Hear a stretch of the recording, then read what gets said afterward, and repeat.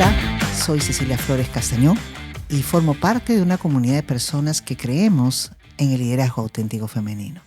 Uno que construye y articula, que nos hace ver a todas como parte de un mismo espíritu. Un liderazgo colectivo que transforma para bien de todos. En Women CEO y Women See Hoy, creemos en las habilidades propias de las mujeres a liderar y gestionar espacios. Y queremos que todas y todos y cada uno de ustedes que escuchen este podcast se lo crean. Y en todo caso, que este modelo de liderazgo se convierta en la pauta a seguir. El mundo y las organizaciones requieren de más mujeres en todo espacio de toma de decisiones, pero por sobre todas las cosas, el mundo requiere de un liderazgo inclusivo, de un liderazgo que construya, de un liderazgo que articule y en el cual nos podamos escuchar. Porque estamos en tiempos de cambio, complejos, impredecibles, y aquí nadie queda atrás, todos nos necesitamos, con nuestro talento, nuestras experiencias, nuestro conocimiento y por supuesto nuestras visiones de vida. Y estoy especialmente contenta porque tengo al frente a una mujer extraordinaria con la cual estamos abriendo estas sesiones y de la cual vamos a hablar de nuestro país, vamos a hablar de una vida profesional con propósito y vamos a hablar por sobre todas las cosas de una mujer que tiene mucho que inspirarnos, la doctora Zulema Thomas González, y me permito hacer una breve sinopsis de su trayectoria. Tiene 34 años en el sector salud, ella es gerente público, ¿no?, del Estado, casi 11 años en ese desempeño, exministra de Salud, docente universitaria y es actual directora general del Instituto Nacional del Niño de San Borja, que pertenece al Ministerio de Salud y que yo he tenido la oportunidad de visitar y quedar más que sorprendida como ciudadana, como peruana y sobre todo como personas comprometidas por ver el avance de nuestro país. Un instituto que la verdad no parece un hospital por el ambiente tan cálido, tan humano, sin colas, sin tratos o caras largas, ¿no?, donde a pesar de los cuadros difíciles que se ve un equipo técnico increíble y comprometido. Querida Zulema, muy buenos días. Buenos días, Cecilia. Agradecerte por esta invitación y esta oportunidad de poder tal vez narrar un poco de mi trayectoria, pero más que mi trayectoria como mujer, como madre, como esposa y también, por supuesto, dentro de ello como mi profesión. Excelente, Zulema. Mira, tratamos siempre de tener una dinámica cercana donde tú te puedas sentir cómoda, podernos comentar sobre lo que nos has comentado, lo que nos has dicho precisamente. Y yo siempre parto con una pregunta, ¿no? ¿Cómo hemos llegado, cómo Zulema Thomas ha llegado al momento de ahora?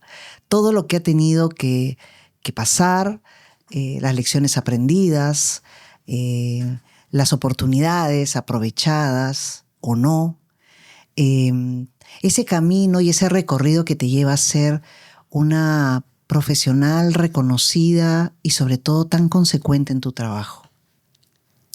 Bueno, yo pienso que gran parte, y por no decir todo el desarrollo personal y luego profesional, es mis padres. Mi padre pertenecía a la Policía Nacional y mi madre, si bien es cierto, era ama de casa, pero también tenía un pequeño negocio de abarrotes. Mi padre, en gran parte, como todo policía de esa época, eran prácticamente, o sea, paraba en las regiones, en provincias, pero creo que viendo a ellos la vocación de servicio, porque mi padre siempre tuvo ese ímpetu de que sus hijos todos tuvieran una carrera de medicina, y por eso se proyectaba. Cada vez que llegaba de viaje nos revisaba los cuadernos, estaba pendiente de nuestras notas, por supuesto, y el gran soporte y fortaleza de nuestra madre, que aparte de trabajar duro, estaba pendiente. Claro. Y que tuviéramos todo lo necesario para continuar con nuestra educación. Yo me formé en un colegio Fe Alegría, colegio estatal, ¿no?, del distrito de San Juan del Lurigancho. Uh-huh. Y de ahí ya parte de todo mi desarrollo de secundaria lo realicé en el Colegio Alipio Ponce, que pertenece a la Policía Nacional del Perú. Un colegio donde prácticamente era disciplina, tal cual como formación de un policía, ¿no? O una escuela de ejército, así nos formaron, era mixto. Pero eso conllevó también a que tuviéramos cierta disciplina y firmeza en nuestros actos y en el desarrollo y cumplimiento de nuestras responsabilidades. De verdad que también tuve grandes profesores, muy buenos profesores que conllevaban a no solamente enseñarnos los cursos que nos enseñan en secundaria, sino que también la parte humana y la sensibilidad por el aspecto social de nuestra población.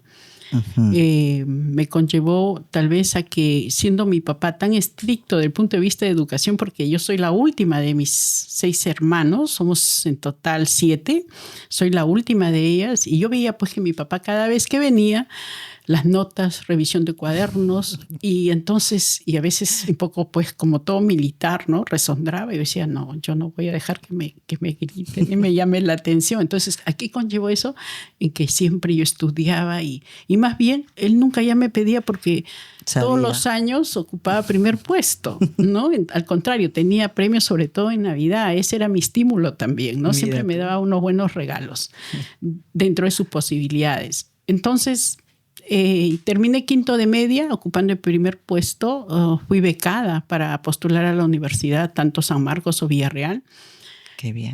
Pero siempre dando un examen de actitud. Y sí, de verdad que no pensé haber culminado con un promedio alto a nivel de Lima Metropolitana, y por eso me permitió postular a la Universidad Federico Villarreal. ¿Por qué a la Villarreal? Porque ya mi hermano estaba en el tercer año de medicina. Y quiero o no, tenemos los libros para evitar más gastos, ¿no? Teníamos también parte de las enseñanzas, entonces por eso postulé a la Villarreal y continué mi carrera de médico. Es verdad que a partir de cuarto, quinto de media, a veces uno dice, todavía uno no piensa qué carrera seguir, pero ya yo me inclinaba o por ser médico o por atender a los niños o ser profesora de inicial. Una de las dos, pero siempre mi mentalidad y mi desarrollo, o como dice, mi propósito en la vida eran los niños, las niñas. Y tal es así que terminé la carrera de medicina en la Universidad Villarreal. Y luego se viene toda la etapa de ir al CERUM. Yo me casé en segundo año de facultad. Mira. Y a veces como docente, muchas veces se presentan retos, obstáculos, pero en segundo año de facultad, prácticamente ya con un bebé, cualquiera diría, no continúa la carrera. Así es. Ya se bloquea uno, ya pierde el camino, pero gracias a Dios tuve a mi esposo y a mis padres y a mi suegra que me ayudaron para seguir adelante, ¿no? O sea, no perdí ni un año, porque eso también depende de uno, de organización. Por supuesto que en vez de dormir pues 5 o 6 horas, dormía 3 horas. Es mucho más esfuerzo, más sacrificio, pero ahí está. Y si yo quería avanzar, y más aún fue la promesa, porque mi papá pues decía, no vas a llegar a culminar tu carrera, eso también fue un reto. Y entonces dije, sí, voy a culminar, y culminé mi carrera, no perdí ni un año, y ya culminé con 2 hijos, ¿no? Porque en el internado, que es momento más crítico, porque el internado, su nombre lo dice, no es como el internado actual que tiene hora de entrada y salida. El internado de nosotros era entrar a las 6 de la mañana y salíamos 2, 3 de la madrugada. Teníamos que revisar a todos los pacientes, desarrollar la historia, y sin embargo, yo ya todo mi internado lo pasé en gestación, ¿no? Entonces, también fue otro gran reto.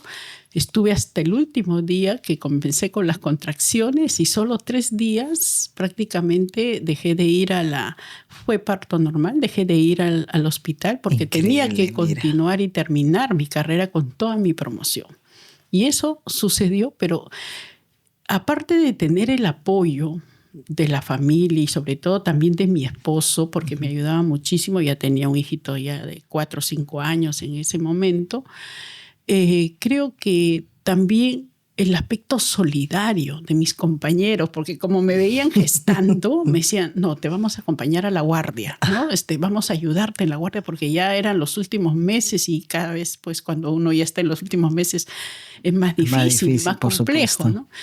Y ese aspecto solidario siempre me ha acompañado en el camino. Qué y eso ha conllevado a que realmente uno diga pues que está bendecido y terminar la carrera y luego de postular y hacer la residencia, 3 años más de especialidad de anestesia, analgesia y reanimación, cardiopulmonar, una carrera que en ese entonces, año 90, 91, pues muy pocas mujeres hacían anestesiología, más aún teniendo a los grandes cirujanos y maestros varones donde siempre había cierta, o sea, todavía se vivía el aspecto de decir no, el cirujano ordenaba en sala, no quería que diéramos la anestesia. A veces yo veía, en ese momento que yo estaba haciendo la residencia, había 9 anestesiólogos, 8 eran varones y una sola mujer. Porque no había la posibilidad tal vez de que las mujeres en esa época todavía recién éramos pocas las que llevábamos la carrera de medicina. Y es así que yo realmente fue duro la época de mi residencia, pero duro ¿por qué? Porque los cirujanos maestros tenían un concepto de poder decir y llamar la atención al anestesiólogo o decir no voy a operar con estas pinzas, se amargaban, gritaba y yo decía no puede ser que esto va a ser mi vida. Claro. Pero esa gran dificultad, porque ellos se daban el lujo de decir yo no quiero que me des tú la anestesia, le decían a mis asistentes, ¿no? Yo era residente, dije la única forma de poder rebatir este concepto que tienen ellos es con el conocimiento. Así es. Y todo mi residentado me dediqué a prepararme, a estudiar fuerte para demostrar que realmente ser anestesiólogo no solo implica manualidad, arte, sino conocimiento puro desde la cabeza hasta los pies. Y anestesióloga mujer. Y eso conllevó a que me respetaran. Uh-huh. Y tal es así que cada vez que programaba, y para mí sí, de verdad, por supuesto, como no sentir que decían, necesitamos que la doctora Thomas venga a esta sala. Necesitamos 3, 4 cirujanos decían, ¿no? Que mi jefe, que necesito que la doctora esté en mi sala. Pero yo desde el segundo año de formación de residentado en anestesia me incliné por la cirugía cardiovascular. Uh-huh. Comencé a dar anestesia cardíaca de residente y eso conllevó a que yo viera ese corazoncito tan pequeñito, cómo los cirujanos lo reparaban, efectivamente salvando la vida de ese corazón paralizado. Y luego estaba en mis manos reanimar y hacer que lata ese corazón. Era algo maravilloso. Increíble. Maravilloso. Y también hizo que me perfeccionara aún más, ya con mi tercera niña. De verdad que me daba el tiempo, dormía poquísimo. Si se trataba de invitaciones de congresos, cursos, no me perdía. Tuve la oportunidad, por ejemplo, de que un maestro, el doctor Gerald Zimmer, que venía a hacer labor social al Perú, me llevó a Alemania porque vio mi potencial probablemente y me llevó a Alemania a perfeccionarme 6 meses. Y yo, sin embargo, fue duro porque tuve que dejar a mi hijita casi de 1 año, 8 meses a la última. Pero la comprensión también de mi esposo y, por supuesto, de mis padres que me apoyaron, ¿no? En el sentido de decir, es para tu futuro, para tu bien. Oportunidad. Exacto. Claro. ¿No?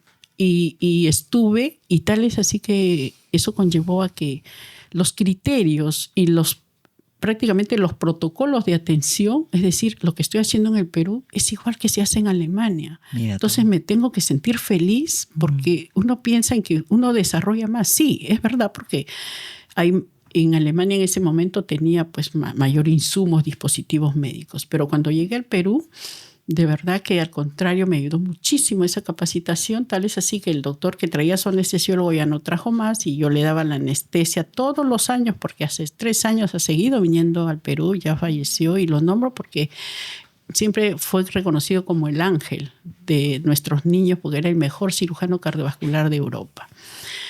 Y luego... ¿Quién era, perdón? El doctor Gerald Zimmer. Gerald Zimmer. Siempre venía a operar las patologías muy complejas que a veces los cirujanos nuestros todavía estaban en constante preparación. Hoy ya lo hacemos y lo hacemos en el Instituto Nacional de Salud del Niño de San Borja porque él siguió viniendo a nuestra institución a capacitar, llevó a los cirujanos también.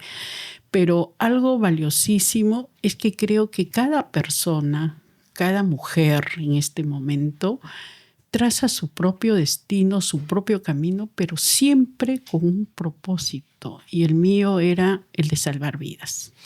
¿Y cómo llegaste, cómo vino el interés por el sector público? Es decir, como alta funcionaria del sector público, el inscribirte como gerente pública de servir, o sea, ¿cómo fue ese tránsito de la medicina a la gestión pública? Sí te voy a decir que fue una decisión muy difícil, porque cuando se me dice de ocupar el cargo directivo, 3 veces lo rechacé.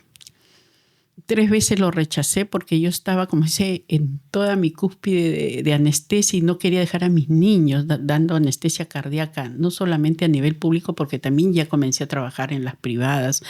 De verdad que me faltaba tiempo, manos, era en ese momento reconocida y los grandes cirujanos me llamaban para poder darle anestesia, inclusive en las privadas. Fue difícil aceptar un cargo y lo acepté porque quien me llamó ya la 4ª vez fue mi maestro, el doctor Adrián Ramírez, que fue médico intensivista del Instituto del Niño de San Borja, fue el jefe y se presentó, en ese momento él era su director y como el director terminó, él asume el cargo de director general y me convoca. Y yo le digo, doctor, no voy a poder aceptar. Mire que yo voy a tener que dejar mis niños. Me dice, solo te pido 4 meses porque en 4 meses hay concurso. Y realmente cuando le acepto, para mí fue difícil. ¿Por qué? Porque ocupaba un cargo de dirección de cirugía. Y es ahí donde comienzo mi carrera de gestora. O sea, yo no fui jefa de servicio ni jefa de departamento. De frente a un cargo directivo donde tenía que liderar con todos los jefes que eran varones. Todos los cirujanos eran varones. Yo decía, y yo anestesióloga no me van a querer. Y sí, tuve zancadillas, oposiciones. Sin embargo, tuve el apoyo también de un jefe de departamento, pero sobre todo mi propio liderazgo. Creo que yo, la capacidad que tenía como tu propia trayectoria. Exacto, y mi conocimiento, así es. Me gané el respeto Seguro. de ellos. Y creo que siempre digo que es Dios que me ilumina siempre, porque comencé a hacer cambios a los 2-3 meses en esa área, donde había suspensiones de cirugía, comenzó a disminuir las suspensiones, comenzamos a trabajar 12 horas, 24 horas con los cirujanos, a organizarnos bien. Fue momentos de ahí, a los pocos años asumo la dirección general de este tremendo Instituto Nacional Niño de Breña, que es líder en la pediatría peruana, no, con 94 años en la actualidad, pero también aquella institución donde tiene muchos sindicatos. Y eso también me conllevó que estos son retos. Yo siempre digo, no hay problemas, no hay obstáculos. Y si los hay, es para retroceder un poquito y dar pasos avanzados. Y cuando uno actúa con transparencia, con integridad y comunicando y haciendo partícipe a los sindicatos con conocimiento de lo que se está haciendo, prácticamente casi estuve ahí dirigiendo 9 años y 1 año de directora en el Instituto de Breña. Y después ya fui convocada como gerente público para ejercer el cargo de gerente público de servir, que también fue un concurso muy fuerte para ser servidores públicos. Y yo quiero resaltar eso a servir, porque para ocupar un cargo de gerente público tuve un concurso de 1 año, 1 mes para poder determinar ya. Postulamos como 4,000, quedamos solo, las plazas eran 150 y quedamos 72 con internamiento, con preparación a través de la Universidad de Cayetano, la Católica. Fue muy duro. De verdad que ese entrenamiento para ser gerente público, y quedamos 72 porque en ese momento tanto la presidencia ejecutiva de salud como la ministra de salud, la ministra Midori Javis, querían apostar por los gerentes públicos. Y ellas pidieron por la meritocracia. Qué bien. Y ellas solicitaron. Pero ahí se vino las elecciones y solo pocos ocuparon cargos a nivel de las regiones del país, porque está, pues, ¿no?, la parte del amiguismo, el aspecto político. pero hay gobernadores que sí apostaron por la meritocracia, por eso que ahora su región está, ¿no? Destacándose. Y realmente se sabe muy poco, ¿no? sobre los gerentes públicos de servir, ¿no? Y lo que no se dice, a veces vemos solamente lo malo del sector público, y más bien sería bueno siempre destacar cómo estos avances, ¿no?, se han manteniendo de una manera u otra. Y tenemos pues hoy una meritocracia de alto nivel que viene de alguna manera cambiando también en distintas instituciones públicas y hacen que el Estado siga funcionando a pesar de tantos gobiernos y cambios de gobiernos que se han venido dando, ¿no? Es que ese concepto y la cultura del servidor público en estos últimos años realmente, como no se demuestra y no se comunica lo que realmente es un servidor público. Uh-huh. Un servidor público está al servicio de la ciudadanía y ese servicio implica conocimiento, respeto, pero sobre todo solidaridad, pensar en la dignidad y la equidad del ciudadano, pero sobre todo el amor al prójimo. Y ahí nos estás hablando probablemente... Yo no quiero llegar ya a mi última pregunta, que son los valores, ¿no? Pero de un sello que te caracterizó también cuando ya tuviste, ¿no?, el reto de asumir un despacho ministerial. Porque si alguien le ha escuchado sobre el concepto de humanizar la salud es a ti.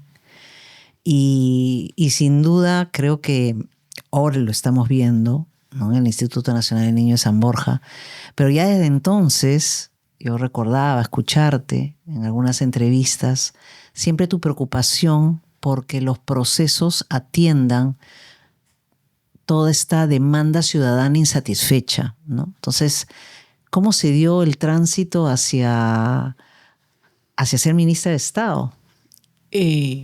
Creo que ese reconocimiento a la meritocracia, no es que creo, ese reconocimiento a la meritocracia, el presidente Vizcarra de ninguna manera, yo no lo conocía, ni él tampoco.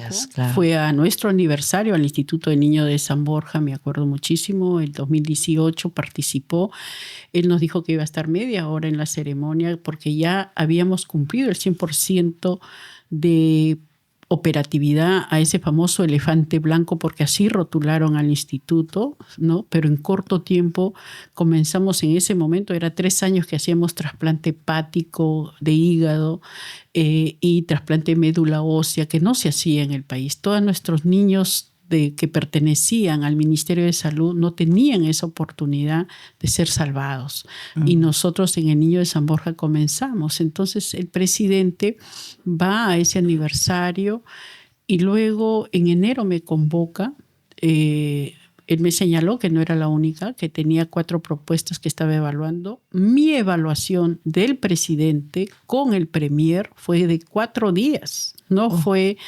y el último día me dijo bien claro cuál sería tu plan para el sector salud. Uh-huh. Lo primero fue la universalización de la salud, que consiste en que todos tengan el derecho a la salud.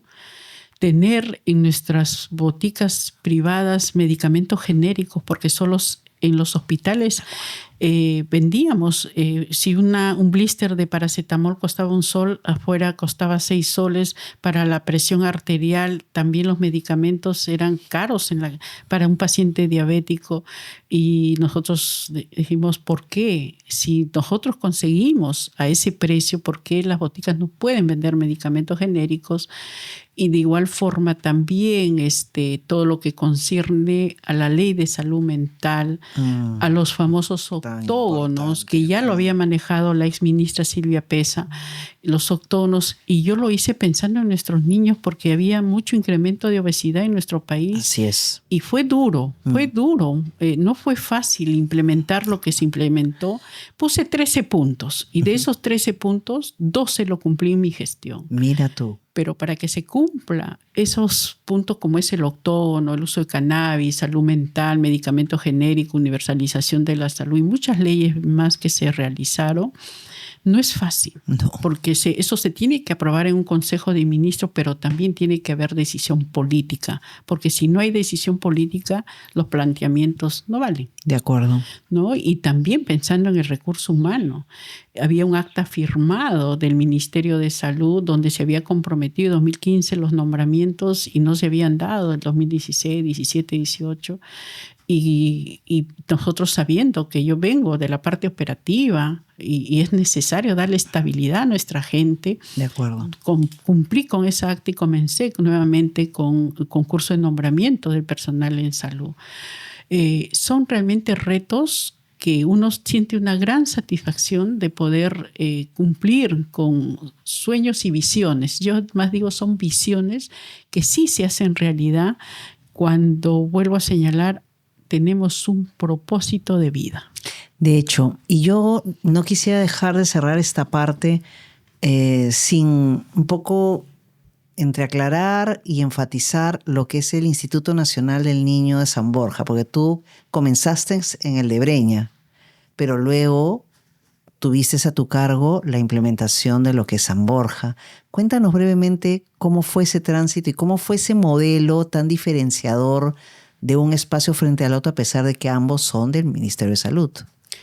El Niño San Borja fue entregado en 2013 a un equipo de gestores y a un equipo de recursos humanos para poder ya operativizar, pero 2013-14 la prensa era el famoso elefante blanco.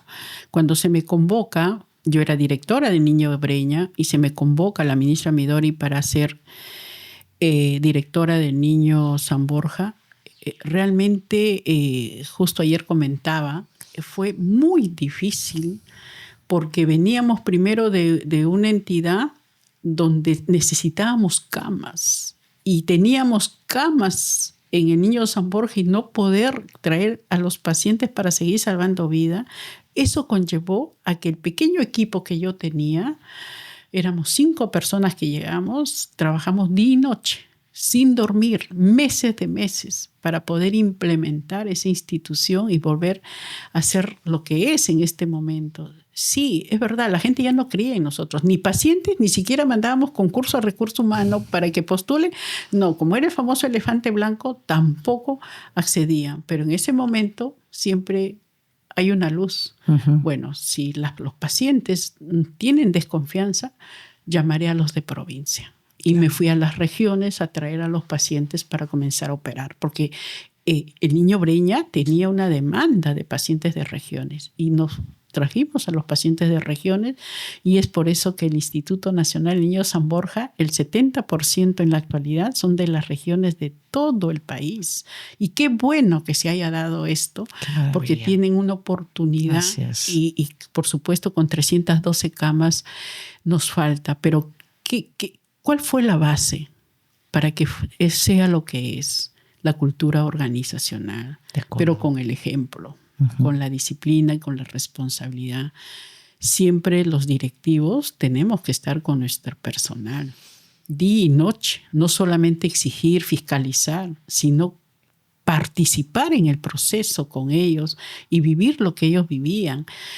Tal es así que esa credibilidad y confianza permitió que el Ministerio de Economía de 30 millones, de 50 millones, terminemos con 250 millones, ¿no?, de presupuesto porque dábamos resultados. Claro. Mostrábamos con indicadores. Y ejecución. Aunque a veces los números son muy duros, o sea, pero el aspecto de que sí podíamos hacer todo lo que estamos viniendo haciendo. Es una entidad que se basa en un proceso de organización por estrategia. No es una organización como todas las demás hospitales, donde tienen más de 70, 80 funcionarios. Aquí solamente hay 38 cargos de confianza.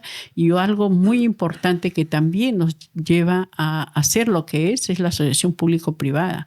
Es el único instituto en el Ministerio de Salud que es una asociación público-privada que está todos los 10 servicios de bata gris y bata verde. Ganó hace 9 años gestora peruana de hospitales, que yo más me dedico ya a la parte del objetivo, que es la prestación del servicio, y lo que es limpieza, seguridad, residuos sólidos, lo que todo se terciariza en la salud, Claro. lo hace esta empresa a un contrato de 10 años, ¿no? Y que es un poco libera para que uno pueda gestionar mejor y Por también supuesto. evita la corrupción, ¿no?